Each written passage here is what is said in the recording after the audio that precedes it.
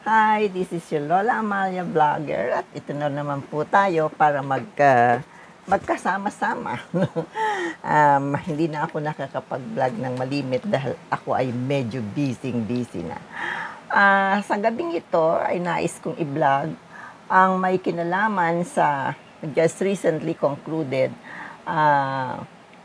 award ceremonies na ginawa sa Manila Hotel sa pamamagitan ng Family Peace Association Asia Pacific na bahagi ng isinagawa nitong first Asia Pacific Family Peace Leadership Conference na ginanap nga sa Manila Hotel mula noong July 19 hanggang 21. At ng July 19 ay isinagawa yung tinatawag na pagbibigay pagkilala sa mga tao at organisasyon na na-meet yung criteria na set forth by the Board of Judges of the Golden Leap Awards. And merong mga 4 na kategorya sa inaugural presentation of this award kasi ito yung initial. 4 ang kategorya na ibinigay. Ito ay ang sa Youth Role Model Youth Award. Ito ay Interfaith for Peace Award. Ito yung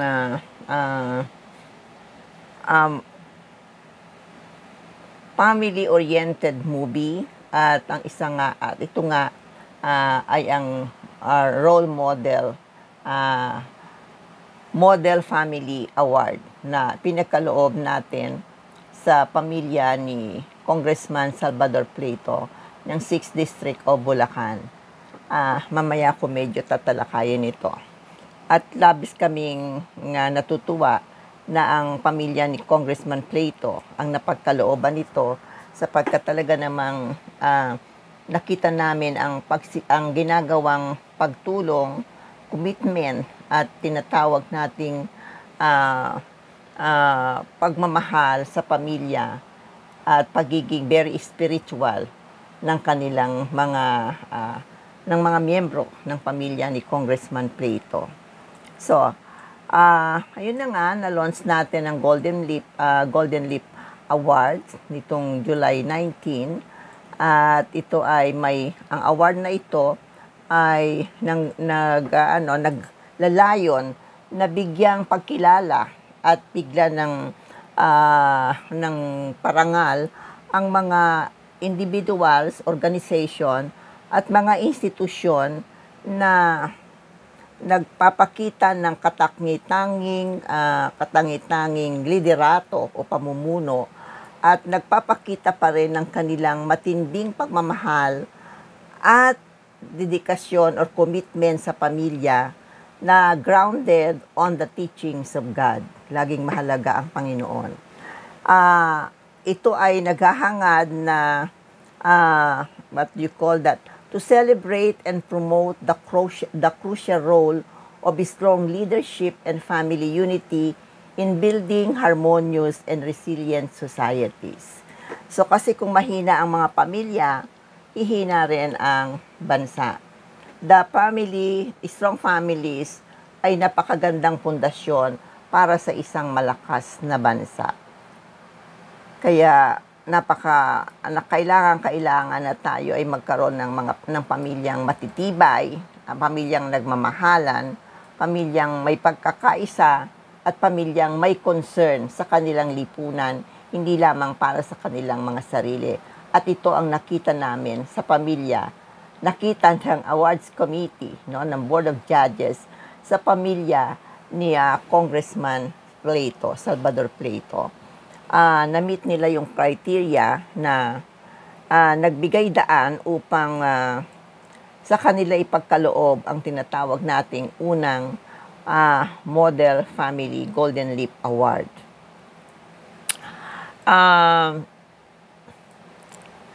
The Pleito family embodies the ideals of exemplary values, unity and service to the community through their dedicated public service, a strong family bond, and commitment to societal development. The Plato family actually is not only recognized because of the dedicated service as public servant of Congressman Plato. Alam natin, Congressman Plato's leadership, actually, dedicated service as a public servant is definitely exemplary. His commitment to the welfare of his constituents in the 6th District of Bulacan is unquestionable, no? Talagang committed siya doon. At yung kanyang estilo ng pamumuno ay pwede nating sabihing transparent, may mataas na integridad, at ang kanyang approach ay hands-on. No? Hindi lang bahala na yung mga tao ko, siya ay talagang hands-on ang approach niya. At ganyan niya ina-address yung pangangailangan ng kanyang mga constituents. At sabi ko nga, hindi lamang na-recognize ang pamilyang ito, hindi lamang dahil kay Congressman Plato, kung hindi din sa ginagawa ng kanyang mga anak at ng kanyang may bahay at ng iba pang miyembro ng kanyang pamilya. Kasi bawat isa, every member of the Plato family actually plays a role in upholding the values of service, integrity, and unity. Kaya this makes the Plato family a model of societal contributions. The Plato family is united in placing high value in education. Mahalaga sa kanilang edukasyon, alam nila ito ay malaking maitutulong para ang isang bansa ay umunlad. Kaya sila ay very much involved in educational initiatives and advocacy sa tinatawag nating supporting scholarship and educational programs para magkaroon ng oportunidad yung mga underprivileged or deprived children in Bulacan, especially in the 6th District. Sila ay involved sa tinatawag nating community service as kagaya ng kalusugan, health, at environmental conservation, and projects, ganoon din yung kultura, cultural preservation. Napakahalaga ng kultura natin. So, the Plato family's unwavering commitment to family unity, community service, and the promotion of unity and family values actually and definitely and without question makes the Plato family a worthy recipient of the First Model Family Golden Leaf Award. At labis kaming natutuwa sa Family Peace Association na sila ang napili na tumanggap ng award na ito. At kami lubos na sumasaludo sa Pamilya Plato at hangad namin na sana'y magpatuloy pa ang kanilang adhikain para sa ikabubuti ng bawat isang pamilya, hindi lamang marahil sa Bulacan, kundi kung pwede maabot pa yung iba pang mga lugar kung saan may tinatawag tayong pagkakawatak-watak ng mga pamilya, ang hindi paniniwala sa mga magagandang values, yung paglayo sa Panginoon, yung hindi nagsisimba ng magkakasama o hindi nagkakaroon ng spiritual conversation. Ito ay laging ginagawa ng Plato family ayon sa aming napag-alaman sa aming pag-interview sa pamilyang ito. So nakapuri-puri ang adhikain at kapuri-puri talaga ang Plato family at naway dumami pa ang mga pamilyang kagaya ng pamilya ni Congressman Salvador Plato.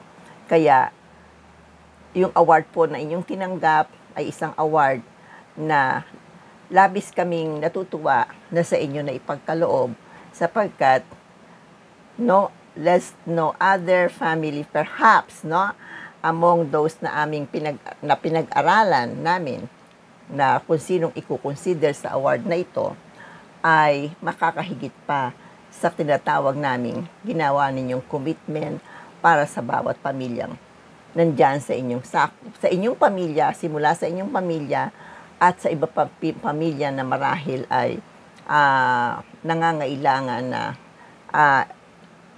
we touch in order that they will remain united and practice the values that our Filipino families must observe and must continue. Yung mga magagandang values ng ating pamilya na kahit papano ay unti-unti nang nawawasak, na dismantled because of the coming in of, well, the advance in technology, science, and nagbabagong paniniwala at sense of values ng ating mga kabataan. So, this is your Lola Vlogger, your Lola Amalia. Magandang gabi at sana ay pagpalain ang ating bansa ng Panginoon sa tuwi-tuwi na. Bye-bye!